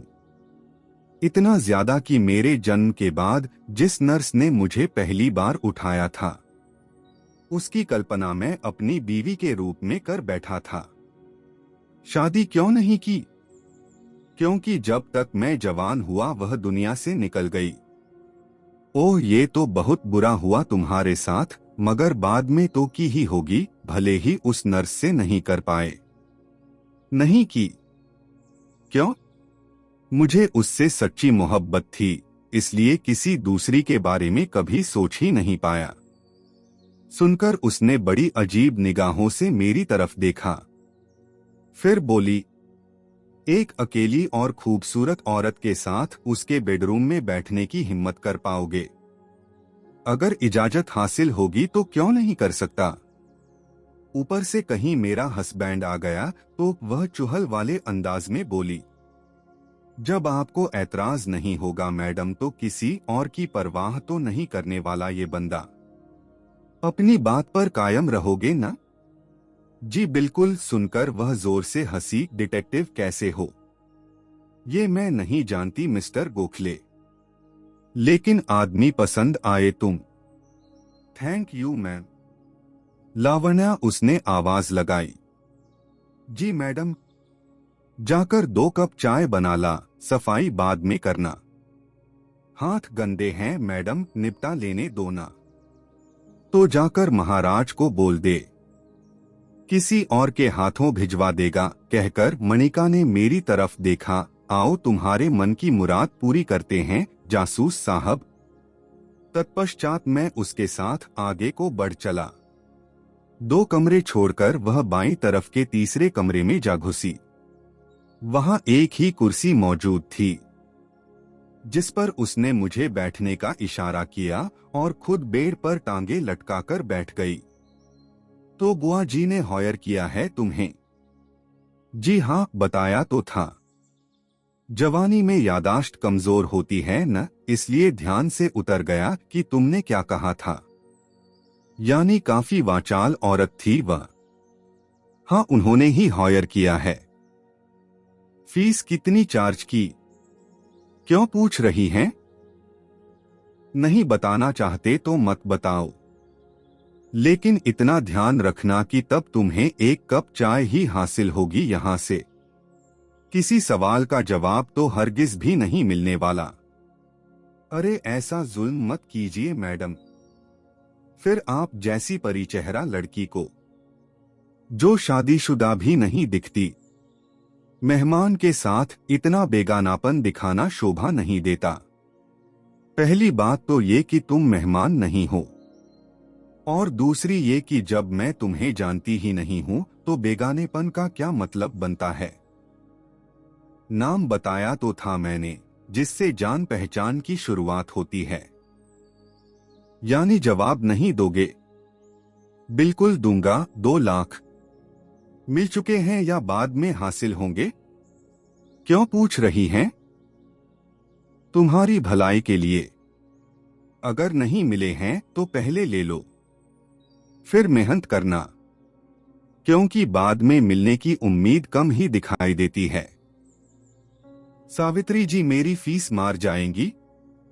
बुआ जी तो मर्द मार जाएं। वह हंसती हुई बोली, फीस किस गिनती में आती है? मैं समझा नहीं। बस देखने को ही विधवा है वो औरत, असल में नौजवानों को भी मात देती नजर आती हैं। हाँ, खूबसूरत तो वह यकीनन है। मॉडर्न कपड़े पहन ले तो और भी अच्छी लगने लगेंगी। फिर उम्र भी कोई ज्यादा नहीं दिखाई देती। तुम्हारा अंदाजा कितने का है? ज्यादा से ज्यादा 40-44 की हैं। कमाल है। हैरानी हो रही है न? जी बिल्कुल हो रही है, जबकि मन ही मन में ये सोच रहा था कि उसमें हैरान होने जैसा क्या था। मरने वाला 50 का बताया जाता था। ऐसे में उसकी छोटी बहन 44 की निकल आई तो क्या बड़ी बात थी। जवानी के दिनों में खूब गुल खिलाए हैं बुआ जी ने। अब आप मजाक कर रही हैं? मत मानो। यानी बात सच है? 100%। किसी के साथ अफेयर था। एक के बारे में यहां सबको पता है, बाकी होने को उससे ज्यादा भी हो सकते हैं। और सुनी सुनाई बातों पर यकीन करके कहूं तो ज्यादा ही थे। एक जिसके बारे में सब जानते हैं, वह कौन था? पापा का एक इंस्पेक्टर था। बड़ा इंस्पेक्टर? हाँ, जिसको 5% की नॉमिनी बुआ जी भी हैं। वह बड़ी बात सामने आ रही थी। कितना बड़ा? 10 करोड़ का। इस तरह से देखो तो 50 लाख बुआ जी को मिलने वाले हैं। क्या पता उसी को हासिल करने के लिए उन्होंने अपने भाई को खत्म कर दिया हो। आप ये क्यों भूल जाती हैं मैडम कि जैन साहब हर महीने अपनी बहन को 20,000 रुपए दिया करते थे। जबकि वह 20 साल भी और जिंदा रह जाते तो उनकी रकम वैसे ही जायरीबी जी के अकाउंट में पहुंच चुकी होती। ऊपर से भाई जो ऐन की जिंदगी बढ़ जी रही हैं, वैसी जिंदगी करी और जीने की कोशिश करेंगी तो 50 लाख रुपए 5 साल में ही खत्म हो जाएंगे। ऐसे में अपने पैसे पर कुर्बानी मरना क्यों मारने लगी? अरे मैंने एक बात ही तो कही है, कोई इल्जाम थोड़े ही लगा रही हूं। वैसे तुम सही कह रहे हो, भाई के बुआ जी का काम नहीं हो सकता। ऊपर से भाई बहन में बहुत मुदब्बर थी। फिर जिस भयानक तरीके से पापा की जान ली गई थी, उसके बारे में कोई औरत तो सोच भी नहीं सकती। आप लोगों ने कुछ नहीं देखा उस दिन? कुछ भी ऐसा जो अजीब लगा हो, जिसकी कोई वजह आपकी समझ से बाहर हो? या एक बार वार्ड में पहुंच जाने के बाद उठकर किसी वजह से बाहर निकली हो और कोई आया जाता दिखाई दे गया हो? नहीं, ऐसा कुछ नहीं देखा था, अंजना बोली, क्योंकि बारिश के दौरे एक बार ईशान रिकॉर्ड पढ़कर छाता लगाए बाहर कंपाउंड तक भी गया था। सुनकर मेरे कान खड़े हो गए। कोई आता जाता दिखाई दिया होता तो वह क्या चुप रह जाता? उसने अपनी बात खत्म की। नहीं, चुप तो नहीं रह जाते। वैसे बारिश में बाहर जाने की जरूरत क्यों पड़ गई? मेरे लिए निफ्ट लाया था, जिसे कार से निकलवाना भूल गया था। उसी कोई लेने गया था, जबकि मैंने कहा भी था कि सुबह दे दे। निफ्ट वाला कहीं भागा जा रहा था, मगर वह नहीं माना और जाकर पैकेट उठा लाया। था क्या उसमें? डायमंड नेकलेस, जो उसी शाम मेरे लिए खरीदा था। अगर वह सच बोल रही थी तो आने उस बात पर विचार करने का कोई मतलब ही नहीं बनता था, जबकि अभी तक मैं उसे नहरे रच की बात समझता आ रहा था। बस ईशान के साथ दूरी मुलाकात में उस बारे में पूछना चाह रही था। और कुछ जो आप दोनों बताना चाहें? याद तो नहीं आ रहा। ठीक है, फिर मुझे इजाजत दीजिए। मैडम नवाजी के लिए बहुत बहुत शुक्रिया आप दोनों का। ऊपर से वहां भी वैसा ही एक पॉलिस्क पाया गया था, जो यहां जैन साहब के कमरे से बरामद उस पॉलिस्क की दू-बदू कॉपी थी, जिसे घर में कोई नहीं पढ़ता। तुम्हारा मतलब है उस पॉलिस्क में ही कोई भेद है? पहला नहीं कह सकता, वैसे वहां तो दिखाई दे रही हैं। क्या? मणिका बोली, कॉकर और मालिक का कातिल एक कैसे हो सकता है? क्यों नहीं हो सकता मैडम? क्योंकि दोनों के रुखे में फर्क होता है। मालिक और कॉकर दोनों का किसी एक इंसान के साथ दुश्मनी का कोई मतलब नहीं बनता। कदरकर उसने पूछा, कहीं ऐसा तो नहीं है कि पापा का कातिल फिरी और ने किया हो, जबकि सौरभ का किसी दूसरे शख्स ने कर दिया हो, जिसने पहले वाला रास्ता इस्तेमाल चुना, ताकि सौरभ के कातिल को भी पुलिस पापा के हत्यारे का ही कारनामा मान ले। लगता था उस घर पर दबाव से लेकर मालिकान तक सबके सब जासूस ही थे। ऐसे ही तक तो ये कि सुनकर हैरानी होने लग जाती थी, मुंह पर लगवाकर भी लग जाता था। उम्मीद तो कम ही है मैडम, पर खाकर मैं बोला, लेकिन ऐसा है भी तो सवाल ये उठता है कि साहब का कातिल क्यों किया गया? उससे भला किसी को क्या हासिल होना था? ये भी तो हो सकता है अंजना ने अपना ज्ञान बघारा कि किसी तरह साहब को खबर लग गई कि पापा को किसने मारा था, और वह बात कातिल को भी पता लग गई कि सौरभ साहब उसके बारे में जान गया था, जिसके बाद उसने साहब को खत्म कर दिया। हो सकता है मुझे यह बात कबूल करनी पड़ी, क्योंकि उस पॉइंट पर खुद भी कई बार ध्यान गया था, मगर जिस तरह से जैन साहब का कत्ल किया गया, उसे करने का मौका बाहर वालों को हासिल की उम्मीद कम ही है। कदरकर मैं जल्दी से बोला, और मैं नहीं समझता कि इस घर के किसी सदस्य ने उनका कत्ल किया हो सकता है। नहीं, यही भला उनकी जान कौन लेगा? बुआ जी, मणिका बोली। सुनकर मैंने और अंजना ने एक साथ चौंकते हुए दरवाजे की तरफ देखा, मगर वहां कोई नहीं था। अरे, मैं ये कह रही हूँ कि अगर कातिल इस घर का ही मेंबर है, तो वह बुआ जी के अलावा और कोई नहीं हो सकता। सुप्रिया, जो मैंने आता है वह टेली है, फिर वह क्यों मॉडर्नी पापा को? उनका फायदा तो उनके रिश्ते में था, या बुआ जी का रिश्ता क्यों बुआ जी इतनी सास होती, ना कि हम दोनों को उनकी सास वाले का मौका मिल रहा था। मैडम ठीक कह रही हैं, मैं बोला। उनके पास साहब के कत्ल की कोई वजह दूर दूर तक दिखाई नहीं देती। अगर अनार पैसों के लिए कहीं दे तो एक वजह में बयान कर सकती हूँ, अजीब औरत थी अंजना जैन। अभी जोर शोर से कदरकर हटी थी कि साहिबी कातिल नहीं हो सकती, और अब उसके खिलाफ कत्ल का कोई मोटिव बयान करने जा रही थी। कैसी वजह मैडम? मैंने पूछा। तभी नौकरानी नौकरा वहां 2 कप चाय रख गई। एक बात पूछूं मैडम? जितनी मर्जी हो पूछ लो, तुम्हें यहां लेकर आई किराएदार हूं। उसी उधारी खबर कानों में पड़ी है कि नैना का सौरभ यादव के साथ लगता वक्तर चल रहा था। आपको कुछ पता है उसके बारे में? बकवास, क्योंकि ऐसा कुछ नहीं था। कोई मतलब ही नहीं बनता। उल्टा मुझे तो लगता था कि हमारी बुआ जी को ठगने की नीयत पर मर मिटी थी। क्या कह रही हैं? भई लगता ही रहा था, जरूरी थोड़े ही है कि बात सच भी हो। लगने की भी तो कोई वजह रही होगी। अपने सारे काम उसी से करवाती थी, और हर वक्त उसे डॉक्टरी फटकारती भी रहती थी। मगर उस वक्त के दौरान कई बार ऐसा लगा जैसे साहब मुस्कुरा रहा हो, उम्र नहीं बिगाड़ी से देख रहा हो। मौका वह औरत मेरी वरदांत को स्पष्ट रूप में रखने की तैयारी किए बैठी थी। इतना भी विश्वास नहीं किया कि ऐसी बातें अंदर सच भी हों, तो वाहियात के सामने उनका जिक्र नहीं करना चाहिए। मगर वह कर रही थी, क्योंकि उसे डर था कि साहिबी ने उसके खिलाफ जाकर उमड़ा दो था। क्या सोचने लगे? उसने पूछा।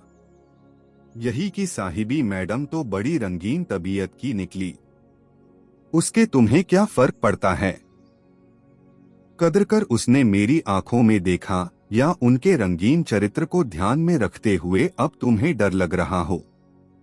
मुझे उमराज औरतें पसंद नहीं मैडम, आजमी भी नहीं चाहिए, क्योंकि वो काम चलाऊ हो सकती हैं, टिकाऊ नहीं।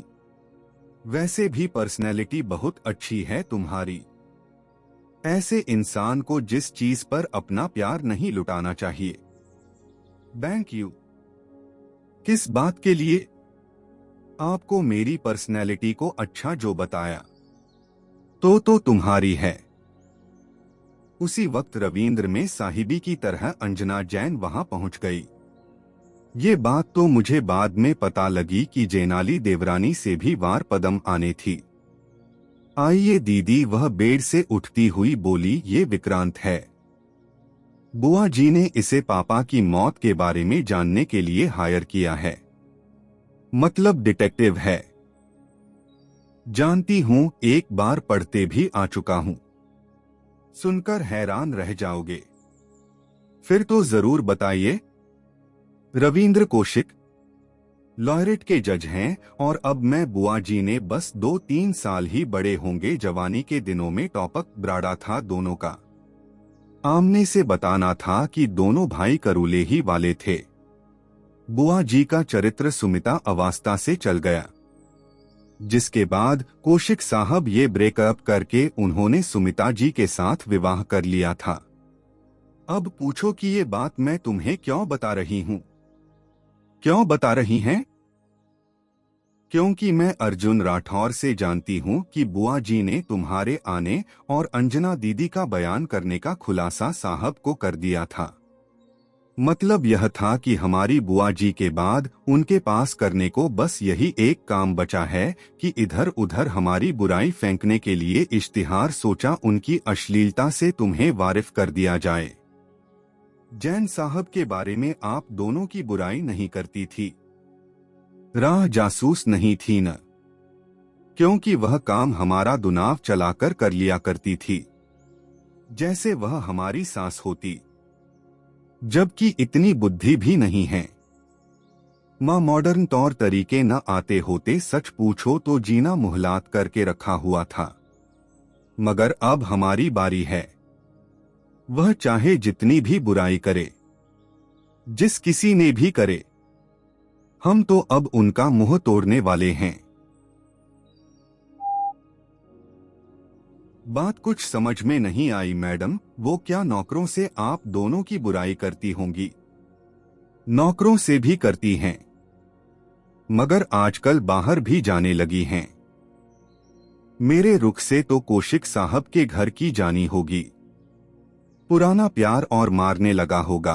कदर कर हुई एक बार फिर से हंस पड़ी। कौशिक साहब घर पे अकेले थोड़े ही रहते होंगे। ना रहते हों, लेकिन उससे क्या होता है?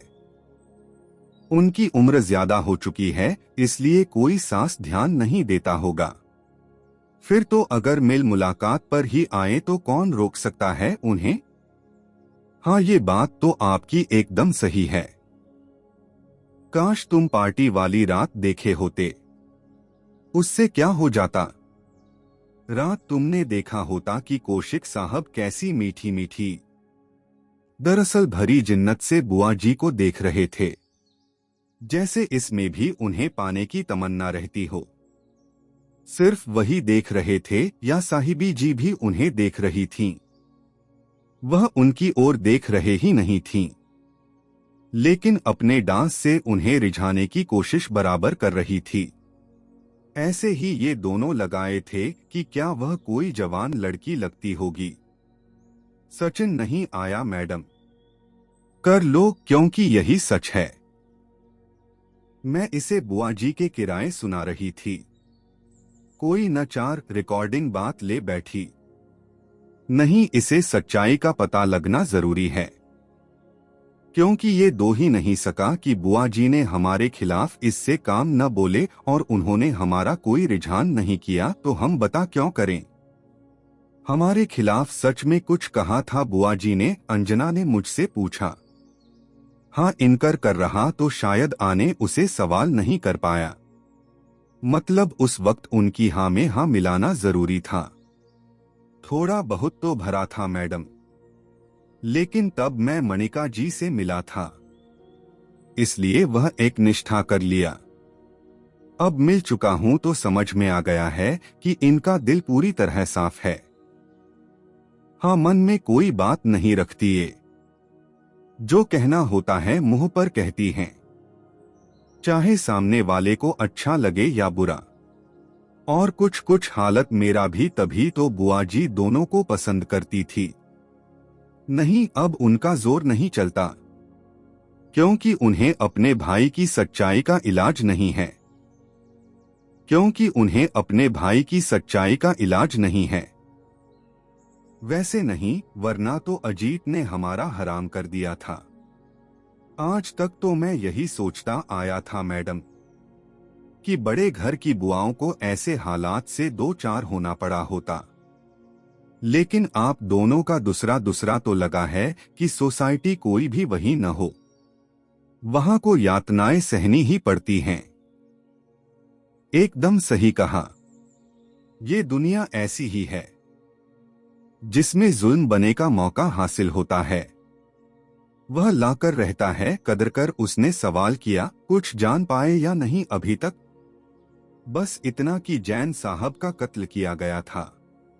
अब हमारी बारी है कि हम जल्दी ही लगना शुरू करें। किसने किया उसका पता लगाना बाकी है, जो कि मैं जल्दी ही लगा लूंगा। कत्ल का सही है आप दोनों को, उसकी क्या खबर होगी चाहिए। पापा ने निकाल दिया तो निकाल दिया, अब हम उसे वापस काम पर रखने से रोकें? वह मर गया है? अंजना ने पूछा। करत सुबह दिन निकलने से पहले ही किसी ने उसे खत्म कर दिया। कैसे किया? ठीक उसी तरह जैसे जैन साहब का कत्ल किया गया था। उसके कमरे का दरवाजा अंदर से बंद मिला था। अब एक जैसी मौतों को इरोफान तो नहीं माना जा सकता ना? नहीं, कैसे हो सकता है? अपना ध्यान रखना विजयंत, मणिका हंसती हुई बोली। कहीं हरवास तुम्हें भी अपना दुश्मन न मान ले, क्योंकि उसे खोज निकालने की कोशिश तो बराबर कर रहे हो।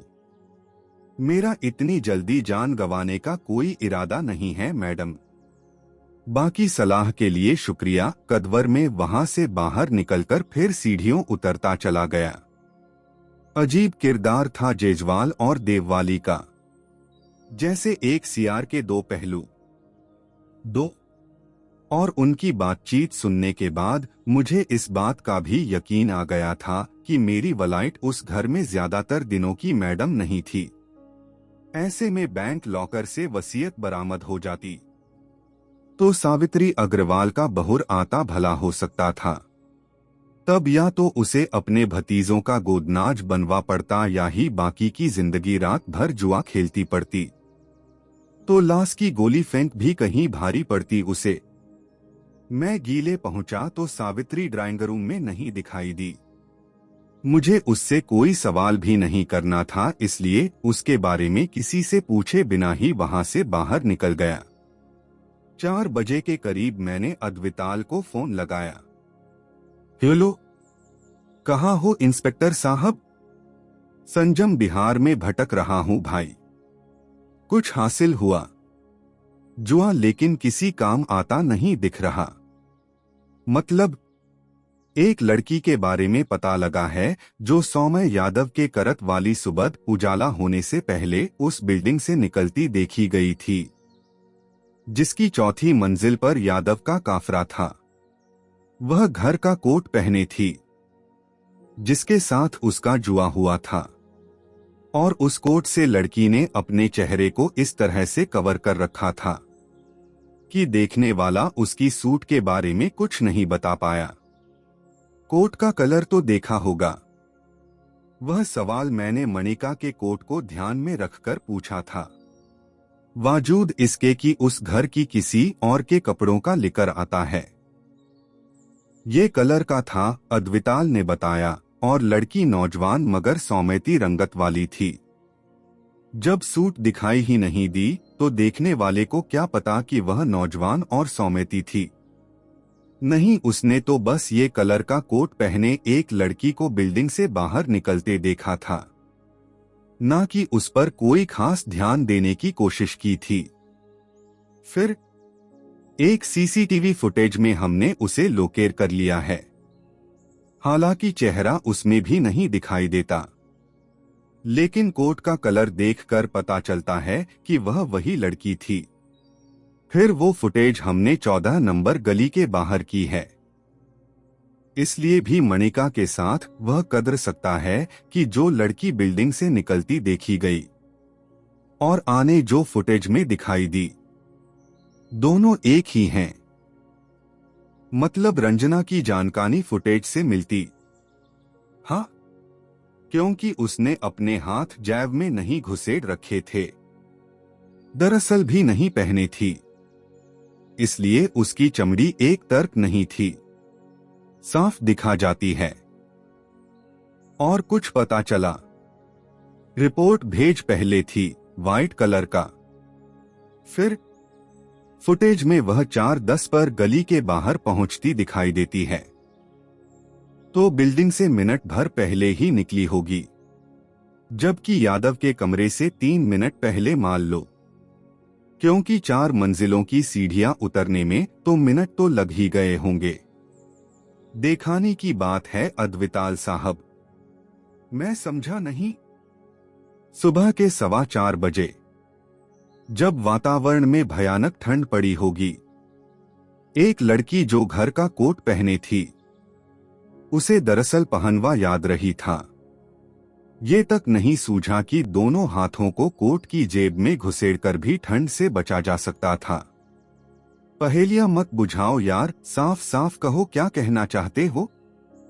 उसके हाथों की रंजन का नजारा खास तुरंत दिखे था, मतलब उसने जानबूझकर अपने हाथ बाहर निकाल रखे थे, क्योंकि जानती थी उधर कदम कदम पर कैमरे हुए थे, जिसने उसे दिखाई दे कर रहा था, और सूरज दिखाना अपॉइंट नहीं कर सकती थी, इसलिए हाथों के जरिए अपनी सौम्यती रंजन का नजारा कर दिया। एंजे वर्ली, यानी असल में वह कोई रंजन वाली भी हो सकती है। यह बड़ी बात है। हाथों को कलता करने के लिए तो बॉडी लैंग्वेज में कजल मिला लेना ही बहुत होता है। वैसे होने के बाद कोई इनोसेंट लड़की भी हो सकती है, जो कामकाजी हो और मातृका जैसा यादव वाली बिल्डिंग में ही रहा हो, मगर उसका तुरंत बिना कुछ किए कर जाती थी। उस वक्त जांच पर जाती भी हो सकती थी, नहीं उस बात के चांसे कम हैं। क्यों? हमने बिल्डिंग में जमकर पूछताछ की है। हर फ्लोर से वहां एक भी लड़की ऐसी नहीं रहती थी।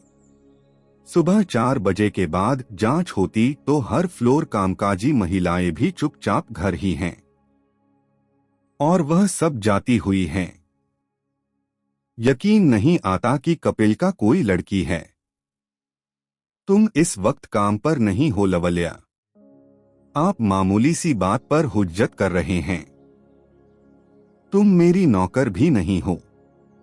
ठीक है, पहले कोई दिक्कत बता लेते हैं, उसके बाद फैसला करेंगे कि ऑर्डर करने कौन जाएगा। और आजकल किसी को वजन भाई बनाने का रिवाज रहा नहीं है, तो हम फ्रेंड बन जाते हैं। कहिए मिंजू जी। और तुम्हारी हो तो बन जाते हो, मैं अनमने भाव से बोला। और दोस्तों के बीच दोस्ताना जैसी कोई बात नहीं होती साहब। साहब, फिर क्या फर्क पड़ता है कि वहां से उतरकर ऑर्डर करने में गई या मैं? आप गई तो इनवार्ड, क्योंकि आपको किया है इसलिए पेशेंट आप ही को फेंके, ना कि मैं। सुनकर मैं हंसते से हंसा, फिर अपना प्रिंटेड कार्ड निकलकर उसके सामने मेज पर रख दिया। आप तुम लेने? विली फलीर विद नूडल्स। ओके, पासवर्ड बताइए। जरूरत नहीं पड़ेगी, कंप्यूटर पेशेंट स्टार्टेड है इस पास। वो क्या होता है? पासवर्ड की जरूरत नहीं पड़ेगी, कार्ड को ये लोग अपनी स्क्रीन मशीन पर रखेंगे और पेशेंट हो जाएंगे। ये तो बड़ी खतरनाक बात है। किसी को पड़ा मिल गया तो बड़ी आसानी से आपके पैसे पर हाथ साफ कर सकता है। ज्यादा साफ कर पाएगा। क्यों? मैंने उस रात की पेशेंट के लिए बस 2000 की लिमिट मुकर्रर कर रखी है। और उनले पैसों का चोरी हो जाना ऑर्डर कर सकता हूँ। ठीक है, फिर मैं छुपा के आती हूँ। कद्वर वह बिल्डिंग काउंटर की तरफ बढ़ गया। थोड़ी देर बाद उसने लौटकर बताया कि 10 मिनट लग जाएंगे। यहाँ तुम गलत शोरा ले आए थे, उसी लिए आई हूँ। कई दिनों से मल हो रहा था किसी की फीकी और के पैसों से डोसा खाने का, और आजकल एक आपकी ही दिक्कत देते हैं जो मेरी फील्ड पर आने वाले हैं, क्योंकि आपको लगना था कि जो पहली बार कुछ जानती है। सोचा तो मैंने यही था लवल्या, लेकिन वैसा नहीं है। हम दोनों अपना अपना ऑर्डर करते जा रहे हैं। मतलब मैं तुमसे कोई शिकायत नहीं करने वाला, इसलिए कदर रहे हैं क्योंकि आपको लगता है मैं बस मजाक कर रही हूं। ऐसा नहीं है, हो सकता है ना हो।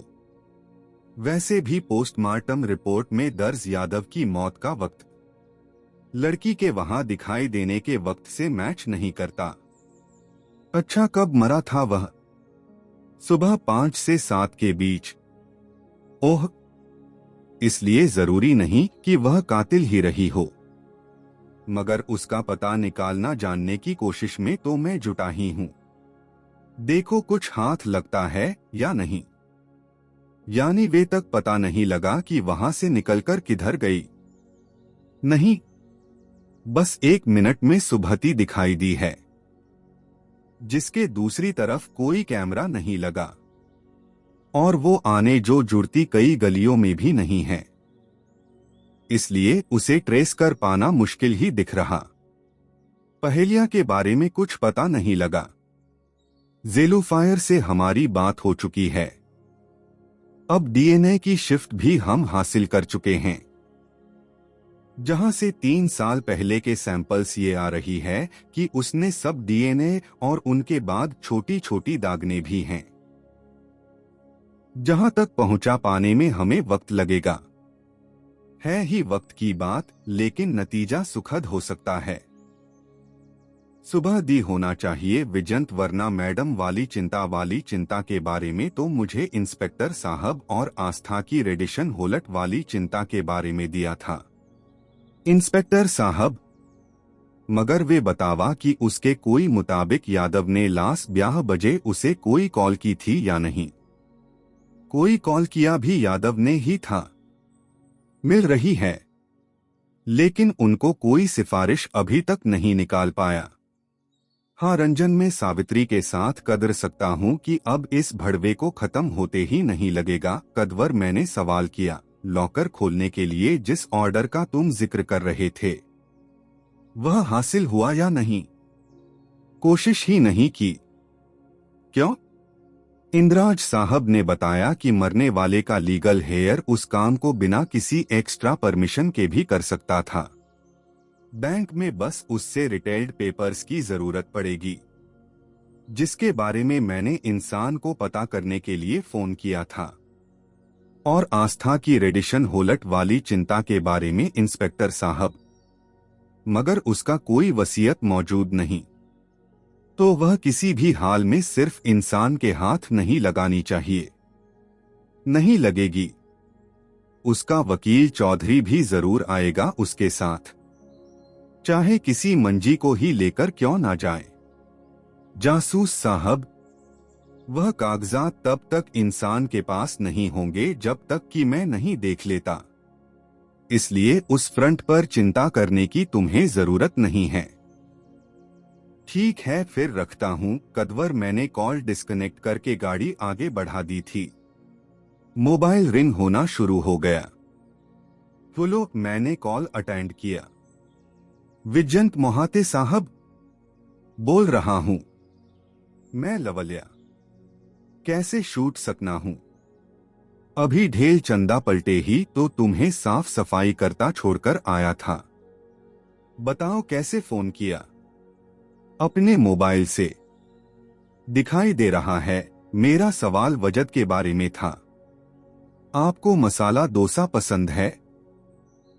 मुझे बहुत पसंद है। इसलिए मैं चाहती हूँ कि आप मुझसे देखबलू कॉलेज के सामने वाले हल्दीराम में आकर मिलें और अपने पैसों से एक डोसा खिलाएं। मंजूर है मंजूर। मंजूर ही मंजूर है। बताओ कब आना है? आप कितनी देर में पहुंच जाएंगे? पास में ही हूं, इसलिए 5 से मिनट मान लो। ठीक है, मैं कर लूंगा। कदवर मैंने कॉल डिस्कनेक्ट की और देखबलू कॉलेज की तरफ बढ़ गया, जो कालकाजी से लेडर रोड पर वाले सड़क पर था। जबकि वहां मैं जाकर एक रेस्टोरेंट के ब्रांड पड़ोस पर दिखता था। वहां पहुंचने में मुझे 5 मिनट लगे। हमारे के सामने आईटी पार्क करके मैं भीतर दाखिल हुआ और एक खाली टेबल देखकर बैठ गया। उसके 10 मिनट बाद मुझे लवल्या की नूरा दिखाई दी, जो भीतर दाखिल होकर मेरी तरफ आ रही थी। वह मेरे सामने आकर बैठ गई। मैं ऑर्डर करके आता हूं, आप बैठिए, मैं लूंगी। साम्रावाद। अरे वाह, फर्क पड़ता है, जबकि ये सब मेरे लिए रोज की बात है। ठीक है किस? वह ठीक है। समझ लीजिए, मुझे आपके पैसों से डोसा खिलाना था, इसलिए आपको कॉल कर लिया। यानी बताने वाला मेरे पास कुछ भी नहीं है। इट्स ओके, मैं मुस्कराता हुआ आई थी। मैं सच में आपको कुछ बताने वाला आई थी। क्या? तो कोई बात नहीं। वैसे भी सुबह आपके के बाद से कुछ नहीं साया था। तुम्हारे बताने अब साया नसीब हो रहा है। यही वस्तु काम बड़ी बात है। एक बात करूं? बोलो। आदमी वर्जित हैं आप। तुम्हें क्या पता? पता है। मैं इंसान को एक नजर देखकर समझा जाती हूं कि वह कैसा है। जैसे पहली बार अमित अग्रवाल पर निगाह पड़े तो मुझे अरुचि दो आई थी, जबकि तब तक उसने मेरे साथ कोई बदतमीजी भी नहीं की थी। गलत समझ रही हो, उस मामले में तो मैं अमित से हार आने की चीज हूं, बल्कि उसका उस्ताद समझ लो मुझे। बस तुम्हारे साथ नहीं दिखाई, क्योंकि मैं मंजूर नहीं आपसे। नहीं, क्योंकि मैं मंजूर नहीं आपसे। क्योंकि मैं मंजूर नहीं आपसे। वजह तो मुझे अंदर नहीं है। उसका उस्ताद बनना तो दूर की बात है। आपकी जगह ऐसे सवाल मैंने किसे होते तो किसी होटल में बुलाकर उसका जवाब देना, या कि मुझे बरेली का संबोधन देना। मेरे पास अपना फ्लैट है, फिर होटल के बारे में तो कोई चर्चा नहीं। तभी काउंटर से आवाज लगाई गई, masala dosa, chilli paneer with noodles. दोस्तों, आज के लिए बस इतना ही। जुड़े रहिए गोल्डी ऑडियो बुक्स के साथ। मिलते हैं अगले भाग में। नमस्कार।